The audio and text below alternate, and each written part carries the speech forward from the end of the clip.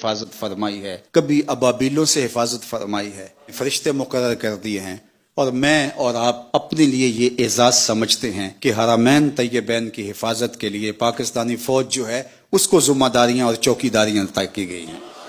اس پر ہم اللہ کا جتنا بھی شکر ادا کرے کم ہے، یہ ہمارے لیے مسرت کا اور خوشی کا مقام اور موقع ہے۔ کہتے ہیں ابابیل میزائل وہاں ہم نصب کریں گے، تو گویا ایک وہ ابابیل تھے اور ایک اللہ نے ہمیں جو ابابیل عطا کیے ہیں یہ اللہ کی عطا سے ہی نصیب ہوئے ہیں۔ تو آج ہمارے ابابیل اللہ کے گھر کے پہرے کے لیے نصب کیے جا رہے ہیں، یہ پاکستان کا اعزاز ہے۔ اللہ کرے پاکستان کو وہ ہمت ملے کہ پورے عالم اسلام کی نصرت کے لیے کھڑا ہو سکے۔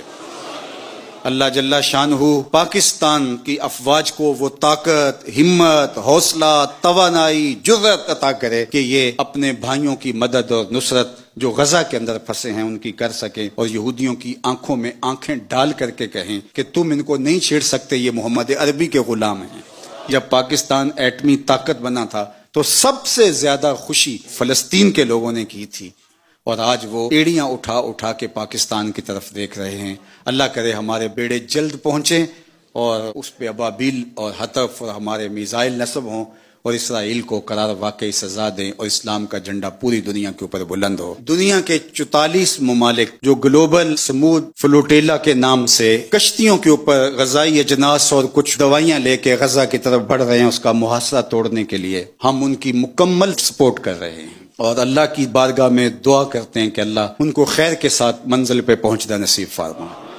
اگر یہ کسی طرح پہنچ نہیں بھی پاتے، اس کاز کو بہت فائدہ ہو رہا ہے، اور میں پاکستانی وفد کے 5 افراد کو بھی خراج محبت پیش کرتا ہوں، اور پوری دنیا کے لوگ جو اس کاروان میں شامل ہیں سب کو میں سیلوٹ کرتا ہوں، خراج پیش کرتا ہوں کہ انہوں نے مسلمانوں کے ساتھ کھڑے ہو کر کے اس کاز کے لیے اپنا بھرپور کردار ادا کیا۔ یہ بہت لمبا، طویل اور حوصلہ فرسا سفر ہے۔